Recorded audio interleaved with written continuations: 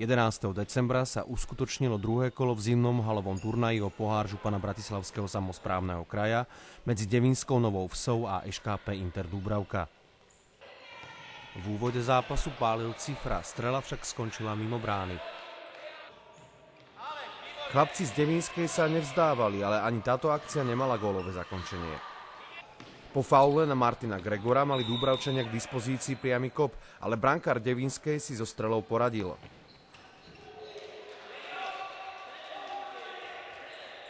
Po zlej rozohrávke dúbravského mužstva sa k strele dostal Móder, ale brankár Dúbravky sa nenechal prekvapiť a strelu zneškodnil. Po tejto akcii Devinčanov hlavou do brány umiestnil Cifra a strelil vedúci gól svojho tímu.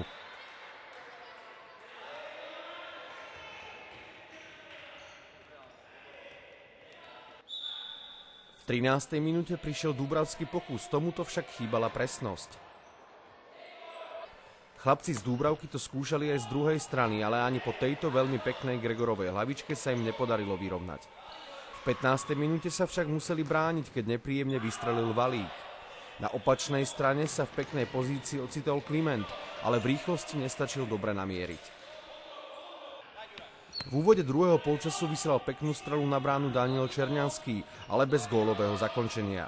I keď sa Dúbravčanom v 5. minúte podarilo dostať loptu do brány súpera, rozhodca gól neuznal a tak interisti museli bojovať ďalej. O pár sekúnd neskôr peknú strelu na devinskú bránu vysielal Horvát, ale neprelomil smolu v koncovke svojho tímu. No v zápätí po chybičke Horváta pred svojou bránou mohli inkasovať Dúbravčania už druhý gól z kopačky Valíka. Našťastie pálil iba do brvna.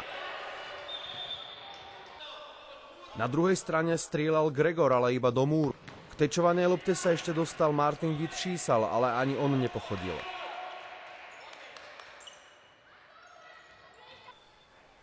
Po nedôraznom zákroku dúbravského brankára mohol Móder páliť do prázdnej brány, ale v rozhodujúcej chvíli sa pošmykol a loptu do bezpečia upratal Vitšísal.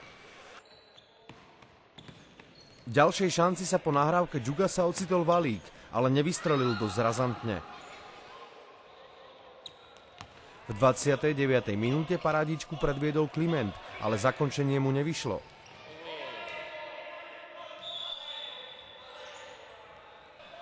Valík z Devinskej sa znova dostal do šance, ale gól z toho nebol.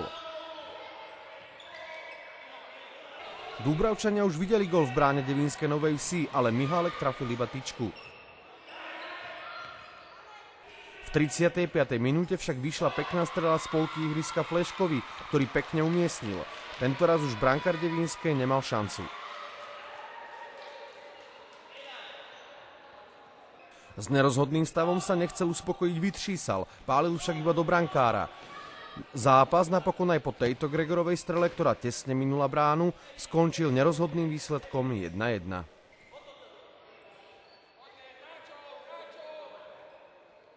Prebieh zápasu hodnotím veľmi dobre. Ako z našej strany, myslím, že chalani odozdali na ihrisku všetko, čo mali, čo sme ich naučili. V podstate dokázali vyvinúť tlak na supera, dokázali sme streliť gól. Nejaký gól nám sa nebol uznaný a jednoducho nemám výhrady voči svojmu mužstvu ani k superovi. Výborný zápas, hore-dole, prihrávkami, so šancami, takže tak, ako to má byť, aj brankári si uhrali svoje. Ďalší zápas nás čaká priateľský zápas v rámci tejto súťaže, takže tam si už vlastne otestujeme všetkých chalanov. Aj keď aj dneska hrali všetci, ale niektorí hrali trošku menej, pretože sa im trošku menej darilo, takže tak tí, ktorí hrali naozaj naplno, tí sme točili rýchlo a snažili sme sa rýchlo striedať, tak aby sa tempo hry toho zápasu udržalo. Takže zahráme si priateľský zápas, vyskúšame si chalanov, poviem im nejaké taktické pokyny a tak, aby si skúti zahrali futbal, pretože tie deti sú o tom, aby si zahrali, aby mali z toho radosť tej hry a to je v podstate celé. Tento turnaj zimnú halovú ligu mladších žiakov organizujeme pravidelne každý rok. Je to už poradí 28. ročník. Vyplňame, dá sa povedať, december, január, február. Každé mužstvo odohrá 7 kôl a potom 8.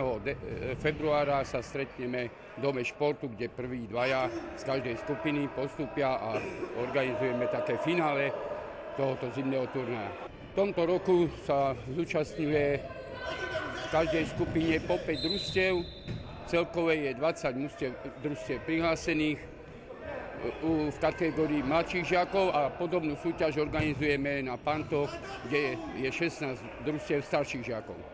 A jakým systémom sa hrá? Hrá sa systémom, hrací čas každého stretnutia je 2x20 minút. Striedanie, dá sa povedať, je hokejovým spôsobom. Hráme na hádzanárske brány a vlastne hrá sa podľa pravidiel fotbalu.